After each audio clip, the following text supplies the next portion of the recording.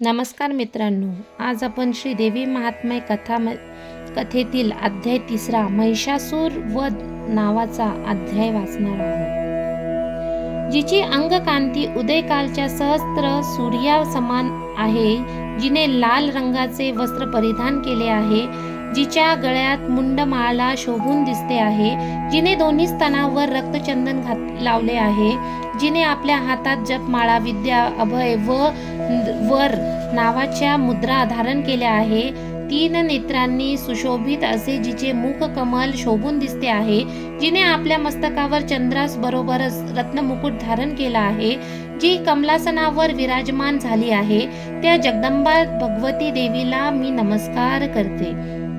श्री गणेशाय नमः. श्री देवे नमः. मेधा ऋषी सुरत राजाला देवीच्या अवताराचा इतिहास सांगू लागले.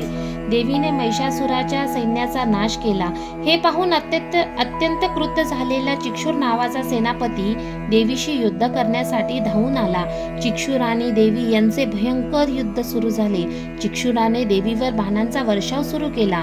मेरू शिखरावर मेधांनी जलवृष्टी करावी त्याप्रमाणे तो असुर देवीवर बाण वर्षाव करू लागला, परंतु देवीने ते सर्व बाण तोडून टाकले. देवीने बाणांचा वर्षाव करून चिक्षुराचे घोडे व सारथी यांना ठार मारले, त्याच्या रथाचे तुकडे तुकडे केले, त्याचा ध्वज उडवून लावला, त्याचे धनुष्यही मोडून टाकले. त्या चिक्षुराच्या शरीरावर बाणांचा वर्षाव करून त्याला अगदी जर्जर केले. धनुष्य रथ घोडे व सारथी नष्ट झाले असता तो चिक्षुर दैत्य ढाल तलवार घेऊन युद्धासाठी धावून आला. त्याने धारदार तलवारीने सिंहाच्या मस्तकावर प्रहार केला व देवीच्या डाव्या हातावर अत्यंत द्वेषाने प्रहार केला, परंतु त्याच क्षणी त्यांच्या तलवारीचे तुकडे तुकडे झाले. त्यामुळे अधिकच संतापलेल्या त्या असुराने हातात शूल घेतला व भद्रकाली देवीवर फेकला. आकाशातून देवीवर कोसळणारा तो शूल सूर्यासारखा प्रज्वलित दिसत होता. तो शूल आपल्या रोखाने येत आहे असे दिसताच देवीनेही शूल फेकला व असुराच्या त्या शूलाचे मधल्यामध्येच तुकडे तुकडे केले. त्याचप्रमाणे त्या चिक्षुर महादैत्याच्या शरीराचे तुकडे तुकडे झाले. महापराक्रमी चिक्षुराचा वध होताच देवांना अतिशय आनंद झाला. त्यांनी देवीचा जय जयकार केला, तिच्यावर पुष्पवृष्टी केली. ऋषी मुनी देव गंधर्व सिद्ध चारण जय अंबिके जय देवी असो जयघोष करू लागले. महिषासुराचा सेनापती चिक्षुर ठार होताच देवांना अतिशय पीडा देणारा चामर हत्तीवर आरूढ होऊन युद्धासाठी आला. त्याने देवीवर शक्तीचा प्रहार केला, परंतु देवीने नुसत्या हुंकाराने ती शक्ती निष्प्रभ करून जमिनीवर पाडली. शक्ती नष्ट होताच खवळलेल्या चामराने देवीवर शूल फेकला, परंतु देवीने आपल्या हातात एकाच बाणाने त्या शूलाचा चुराडा केला. त्याच वेळी देवीच्या सिंहाने चामराच्या हत्तीच्या मस्तकावर झेप घेतली व त्या दैत्यांशी युद्ध सुरू केले. सिंह आणि दैत्य युद्ध करता करता हत्तीवरून खाली आले. दोघांचे प्रचंड युद्ध सुरू झाले. ते एकमेकांवर जोरदार प्रहार करीत होते. मग सिंहाने आकाशात झेप घेतली व खाली येताच त्या दैत्याचे मुंडके धडा वेगळे केले. मग देवीने वृक्षपाषाण फेकून उदग्र नावाच्या दैत्याला स्वर्गाची वाट दाखविली. मुष्टीप्रहाराने कराल नावाच्या दैत्याला ठार केले. क्रोधाने बेभान झालेल्या देवीने आपल्या गदा प्रहाराने उद्धताचा चेंदामेंदा केला. ताम्र आणि अंधक या दैत्यांना बाण मारून जमिनीवर झोपविले. त्रिनेत्र भगवतीने आपल्या शूलाने उग्रास्य उग्रवीर्य व महाहनु या दैत्यांची मस्तके आकाशात उडविली. तिने तलवारीचा प्रहार करून बिडालाचे मुंडके धडा वेगळे केले. दुर्धर आणि दुर्मुख यांना बाण मारून त्यांना यमलोकांची वाट दाखविली. असुर सैन्यात हाहाकार उडाला. यक्ष किन्नर गंधर्व आनंदाने देवीची स्तुती करू लागले. सिंहाने अनेक असुरांना ठार मारले. ही हकीकत ऐकून महिषासूर चिंताग्रस्त झाला.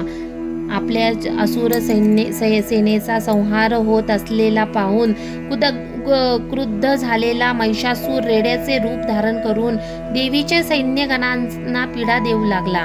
त्याने आपल्या तोंडाच्या प्रहाराने अनेक गणांना ठार मारले, कित्येकांना पायाखाली तुडवून ठार केले. त्याने आपल्या शेपटीने अनेकांना झोपवून काढले. आपल्या शिंगाच्या प्रहारांनी अनेकांना पाडून ठार मारले. त्याच्या नुसत्या गर्जनेने अनेक गण गतप्राण झाले. ते रणांगणावर थैमान घालीत होता, त्यामुळे अनेक गण जमिनीवर कोसळून मरण पावले. त्याच्या निश्वासाने अनेक जण आकाशात उडाले व जमिनीवर मरून पडले. मग त्या महिषाने देवीच्या सिंहावर हल्ला केला, त्यामुळे देवी अत्यंत क्रुद्ध झाली. मग तो महिष आपल्या पायांनी पृथ्वी उकरू लागला. त्याने आपल्या शिंगांनी मोठमोठी पर्वत शिखरे आकाशात उडविली. तो भयंकर गर्जना करीत होता. त्याच्या वेगाने पृथ्वी फाटू लागली. त्याच्या शेपटीने प्रहारांनी सप्तसागर क्षुब्ध झाले. त्याच्या शिंगांच्या प्रहारांनी आकाशातील मेघांचे तुकडे तुकडे होत झाले. त्याच्या निश्वासाने मोठमोठे पर्वत आकाशात उडाले. अशा प्रकारे त्या महिषाने पृथ्वीवर हल्लकल्लोळ माजविला. क्रोधाने बेभान झालेला तो महिष देवीला ठार मारण्यासाठी तिच्यावर धावून गेला. ते पाहून कोपलेल्या देवीने महिषावर पाश टाकून त्याला जखडून टाकले. त्याच क्षणी त्याने रेड्याचे रूप टाकून सिंहाचे रूप धारण केले.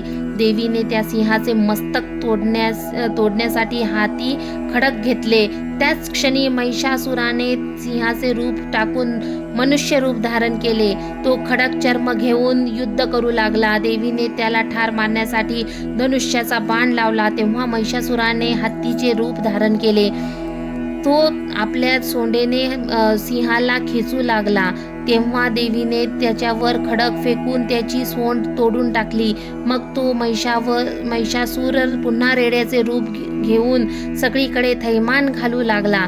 मग क्रोधाने बेभान झालेल्या जगन्माता चंडिकेने भरपूर मधुपान केले. त्यामुळे तिचे डोळे क्रोधाने लाल झाले. ती मोठमोठ्याने हसू लागली. इकडे बळाने व पराक्रमाने उन्मत्त झालेला महिषासूर गर्जना करू लागला व आपल्या शिंगांनी पर्वत उखडून ते देवीवर फेकू लागला. देवीने आपल्या बाणांनी त्या पर्वताचे पीठ करून टाकले. मधुपानाने डोळे लाल झालेली देवी मोठमोठ्याने हसत महिषासुराला म्हणाली, हे मूर्खा, गर्व न करता रणात उभा राहा. मी मधुपान करून आजच तुला ठार मारते. तुला ठार मारल्यावर ऋषीमुनी देव आनंदाने गर्जना करतील. मेधा ऋषी सुरथाला म्हणाले, राजा, देवीने त्या महिषासुराला असे बोलून पुन्हा भरपूर मधुपान केले. मग ती हाती शूल घेऊन महिषासुरावर धावून गेली. तिने महिषासुराला पकडून त्याला पायाखाली चेपले व त्याच्या मानेवर शूल प्रहार केला. तशाही परिस्थितीत तो महिषासूर आपल्या मुखापासून घाईघाईने बाहेर पडू लागला. देवीला लाथा मारीत मोठ्याने हसू लागला. मग देवीने त्याला मोहित करून आपल्या खड्गाने त्याचे मस्तक तोडले. महिषासूर जमिनीवर मरून पडला. त्याच्या कंठनलातून भळभळा रक्त वाहू लागले. महिषासुराचा वध होताच असुर सैन्यात हाहाकार झाला. उरले सुरले असुर जीवाच्या आकांताने वाट फुटेल तिकडे पळत सुटले. कित्येक जण पाताळ लोकात गेले. देव सैन्यात जय जयकार सुरू झाला. जय वाद्ये वाजू लागली. आकाशातून देवीवर पुष्पवृष्टी होऊ लागली. महर्षीसह सर्व देव दुर्गा मातेचे स्तवन करू लागले. गंधर्व किन्नर गाऊ लागले. अप्सरांनी नृत्य सुरू केले. महिषासुरादी दैत्यांचा नाश झाल्याने देव, मुनी, मानव, संत, सज्जन यांना अतिशय आनंद झाला.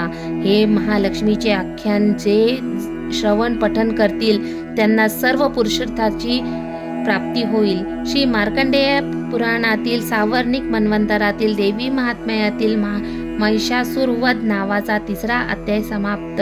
श्री जगदंबार्पणमस्तु. शुभम भवतु.